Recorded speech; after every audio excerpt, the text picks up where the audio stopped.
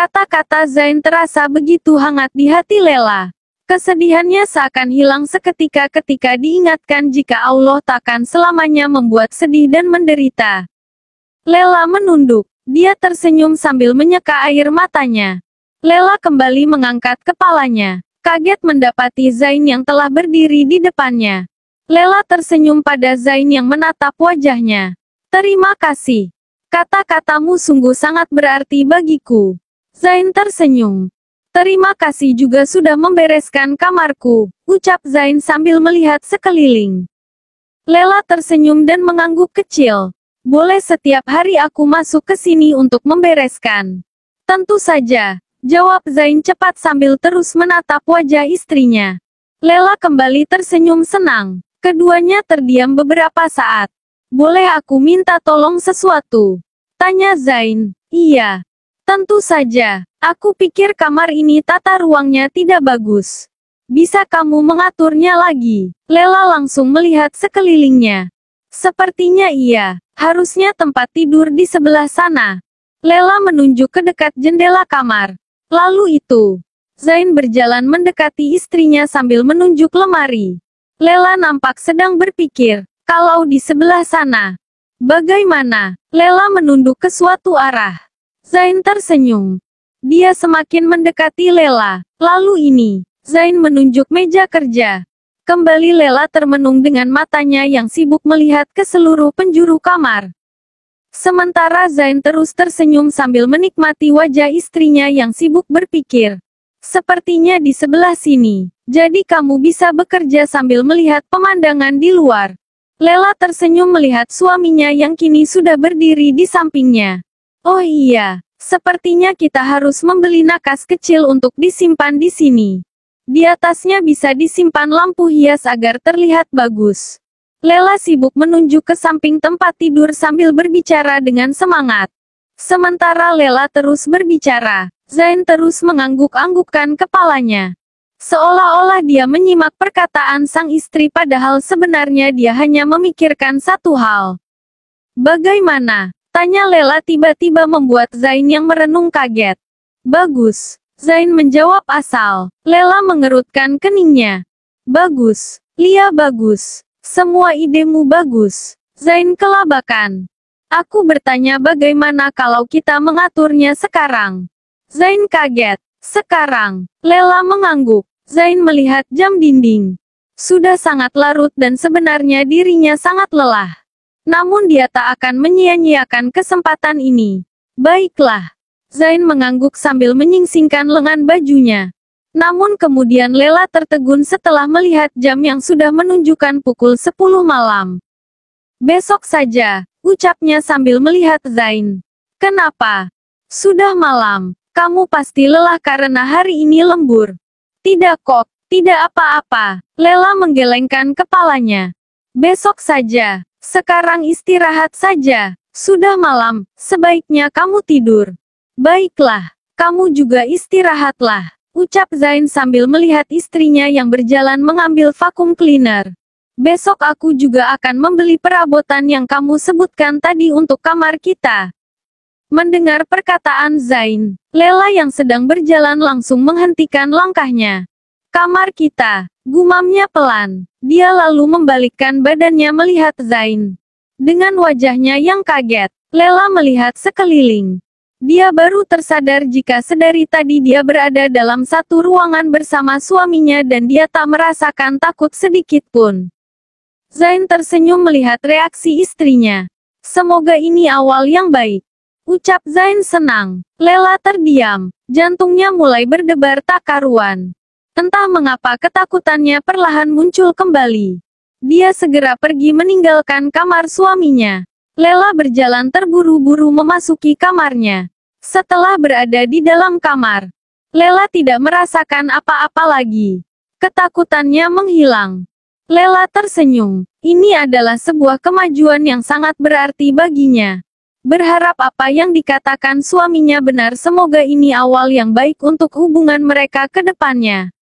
"Bujuk suamimu nak agar dia mau menerima tawaran ayahmu." "Tidak ibu. Jika suamiku sudah memutuskan untuk menolaknya aku tak bisa memaksa." Jawab Anita sambil sibuk mengecek beberapa dokumen. Tapi nak, kenapa suamimu menolaknya? Di saat semua orang melakukan apapun untuk menjabat sebagai direktur, suamimu malah menyia-nyiakan kesempatan itu. Anita menghela napas.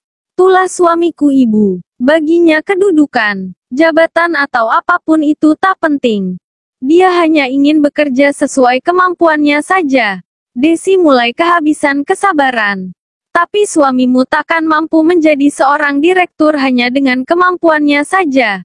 Di zaman sekarang, kita harus bersikap realistis. Kita membutuhkan kedudukan dan jabatan untuk menunjang kehidupan kita ke depannya. Ingat nak, kita tak bisa hidup hanya dengan bermodalkan cinta saja. Anita kaget dengan semua perkataan ibunya. Dia akan mengatakan sesuatu lagi. Tapi pintu ruangannya diketuk. Seorang perawat masuk disusul oleh Aisyah di belakangnya. Bu, aku harus memeriksa pasien dulu. Ucap Anita berdiri untuk menyambut Aisyah yang datang untuk kontrol kehamilannya. Melihat Aisyah, Desi semakin menunjukkan kekesalannya. Kekecewaannya dulu pada Aisyah yang dianggapnya telah merebut Alfian dari putrinya muncul kembali. Desi berpikir jika seandainya Aisyah tak menikah dengan Alfian, maka putrinya tak akan menikahi Zaidan. Anita dan Alfian pasti menikah dan paling tidak hidup putrinya lebih sedikit terjamin karena dia tahu persis penghasilan seorang dokter. Aisyah menghampiri Desi untuk memberi salam. Desi menjawab salam dengan acuh. Apa kabar tante? Baik, jawab Desi ketus.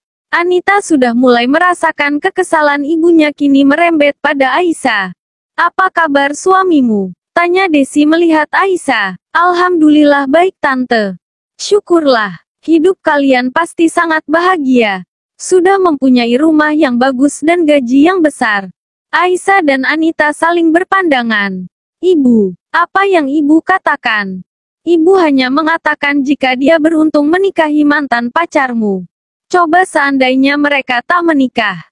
Sudah pasti kamu yang menikah dengan Alfian maka hidupmu sedikit jauh lebih baik dari sekarang.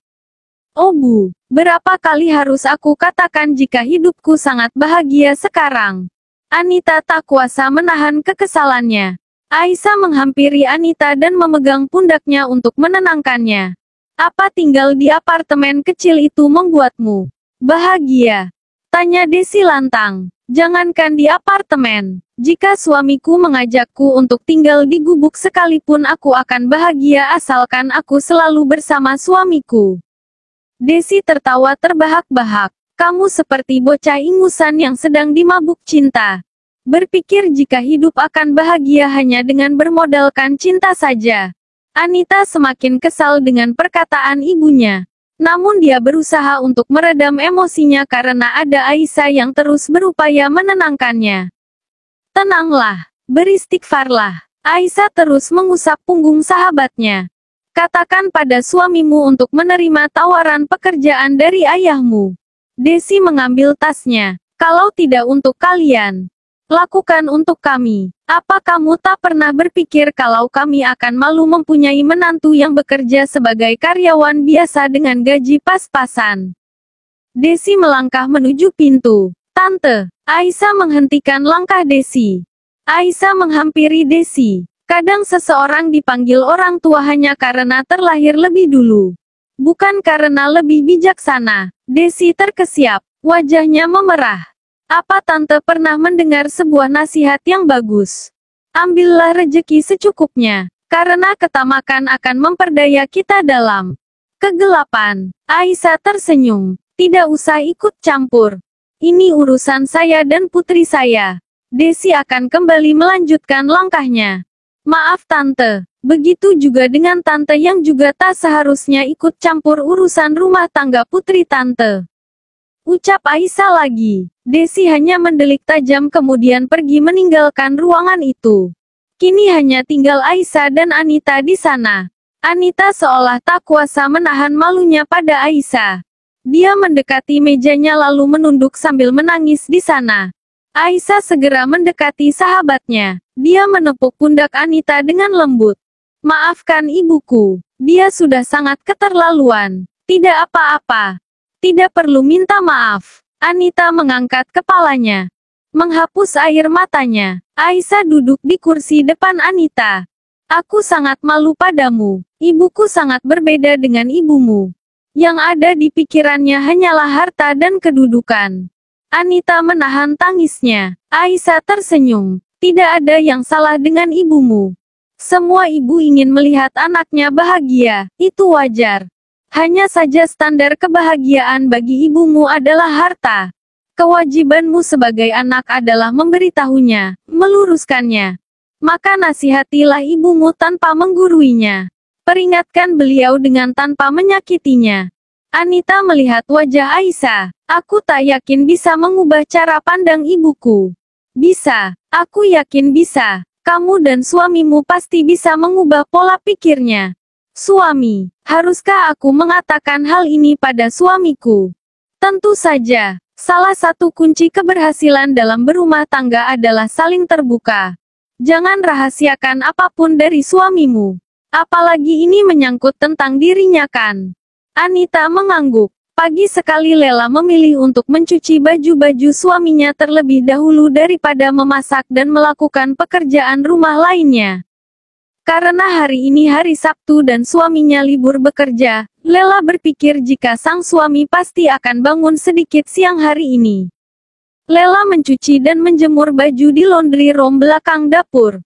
Sambil menikmati pemandangan dan udara pagi hari yang masih terasa segar, dia nampak bersemangat untuk mencuci baju sang suami dan memastikan jika baju yang dicucinya itu bersih.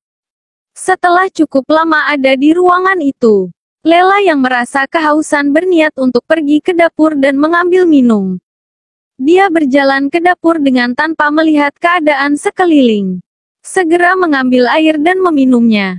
Setelah itu, dirinya teringat akan kaos kaki suaminya yang juga harus dicuci. Dia berjalan menuju rak sepatu di dekat pintu masuk. Namun seketika dirinya dibuat kaget melihat Zain yang tengah melakukan olahraga push-up di depan televisi. Zain yang juga kaget langsung berdiri dan salah tingkah. Bagaimana tidak, dirinya tengah berolahraga dengan bertelanjang dada. Hanya mengenakan celana training saja. Lela masih dengan kagetnya langsung membalikkan badannya membelakangi suaminya. Maaf, aku tidak tahu kamu sedang berolahraga di sini. Lela gugup. Tidak apa-apa, aku juga pikir kamu masih ada di dalam kamarmu. Keduanya salah tingkah. Zain tidak bisa masuk ke kamarnya. Karena kamarnya tepat di hadapan istrinya. Aku sedang mencuci baju di belakang. Ucap Lela pelan. Aku juga sedang berolahraga di sini. Ucap Zain juga pelan. Kenapa mencuci baju pagi-pagi sekali? Tanya Zain tiba-tiba dengan heran. Kenapa juga olahraga tidak memakai baju? Bukannya menjawab Lela malah bertanya balik.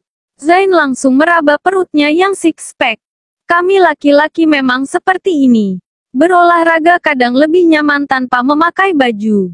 Kami perempuan juga begitu. Mencuci baju pagi sekali karena masih banyak pekerjaan rumah lainnya yang harus diselesaikan. Zain tersenyum mendengar jawaban istrinya. Keduanya terdiam sejenak. Apa kalian perempuan juga akan salah tingkah seperti itu jika melihat suaminya sendiri tidak memakai baju? Lela langsung membalikkan badannya melihat Zain. Tidak. Jawabnya berusaha tenang sambil menarik napas panjang melihat sang suami dengan perutnya yang six-pack dan tangannya yang berotot mengkilap karena keringat. Kalau kami laki-laki justru akan salah tingkah melihat istrinya tanpa hijab untuk pertama kalinya. Lela terkesiap. Dia langsung memegang kepalanya. Lela membelalakan matanya menyadari jika dirinya tidak memakai jilbab sedari tadi. Dengan wajahnya yang merah, Lela semakin salah tingkah. Zain tersenyum lucu melihat reaksi kaget dan malu istrinya yang menurutnya sangat lucu dan menggemaskan. Lela dibuat semakin ketar-ketir ketika tiba-tiba suaminya kini berjalan menghampirinya. Semakin dekat, membuat jantung Lela berdetak kencang. Apalagi kini perut bidang sang suami semakin terlihat jelas olehnya. Lela memejamkan matanya, tak kuasa lagi untuk melihatnya. Zain tersenyum melihat ketakutan istrinya. Cantik sekali. Ucap Zain pelan ketika dia melewati sang istri untuk masuk ke dalam kamarnya. Lela langsung membuka mata, melihat sang suami telah masuk ke dalam kamar di belakangnya. Dia memegang dadanya, merasakan jika jantungnya masih berdegup dengan kencang. Malam hari, makan malam keluarga. Tanya Anita kaget ketika suaminya yang datang menjemputnya memberitahu jika mereka akan langsung pergi ke rumah orang tuanya karena keduanya diundang untuk acara makan malam bersama. Iya sayang, ibumu baru saja meneleponku katanya mereka semua sudah menunggu kedatangan kita. Tidak apa-apa kan kita langsung ke sana. Kamu tidak usah ganti baju dulu. Anita mengangguk. Sepanjang perjalanan Anita lebih banyak terdiam, memikirkan kembali perkataan sang ibunda tadi pagi supaya dirinya membujuk suaminya agar mau menerima tawaran pekerjaan dari ayahnya. Anita melirik sang suami, teringat akan perkataan Aisyah yang menyuruhnya untuk memberitahu semuanya pada Zaidan. Dia pun berpikir jika apa yang dikatakan Aisyah benar. Suaminya itu harus tahu apa yang sebenarnya menjadi keinginan ibu dan ayahnya. Aku ingin mengatakan sesuatu, ucap Anita melihat suaminya. Iya sayang, katakanlah, jawab Zaidan sambil menghentikan mobilnya. Anita kaget, tanpa dia sadari ternyata mereka telah sampai di rumah kedua orang tuanya. Iya sayang, kamu ingin mengatakan apa? Tanya Zaidan sambil menatap wajah istrinya. Tidak, nanti saja pulang dari sini. Baiklah, keduanya lalu turun dari mobil. Berjalan memasuki rumah di mana semua orang telah menunggu keduanya. Sepanjang acara makan, Anita dan suaminya lebih banyak terdiam mendengarkan obrolan semua orang di hadapan mereka. Ayah beserta kedua anak laki-lakinya terus saja sibuk membicarakan tentang pekerjaan dan perusahaan masing-masing. Mereka terus membanggakan pencapaian yang telah diraih pada perusahaan yang mereka pimpin sehingga mereka mendapatkan untung yang berlipat. Zaidan hanya mendengarkan sambil sesekali tersenyum karena turut senang akan keberhasilan para saudara iparnya. Sementara para perempuan, yakni Desi dan kedua menantunya juga tak kalah sibuk membicarakan pembahasan yang tak kalah seru menurut mereka. Baju dan tas branded, juga perhiasan yang mahal dan mewah. Mereka terus membanggakan barang-barang mewah apa saja yang telah mereka punya dan mereka beli, apalagi kedua menantu Desi itu nampak tak mau kalah saing antara satu sama lain. Keduanya berlomba-lomba membanggakan barang-barang mewah miliknya. Anita terdiam dengan wajahnya yang tampak kesal. Dia melirik tiga orang keponakannya yang masih kecil nampak celingukan tidak mengerti apa yang sedang orang dewasa obrolkan. Nit, kenapa diam saja? Lira istri Anton menegur Anita yang tak ikut mengobrol bersama mereka. Iya, padahal dulu kamu yang paling semangat kalau ngobrolin masalah tas dan baju branded. Meli turut bersuara. Anita tersenyum melihat kedua kakak iparnya. Kenapa dulu aku tak bisa menahan diri untuk aku berbelanja tas mahal, sepatu dan baju mahal, juga barang mewah? Jawabannya adalah karena dulu aku jarang memikirkan kain kafan.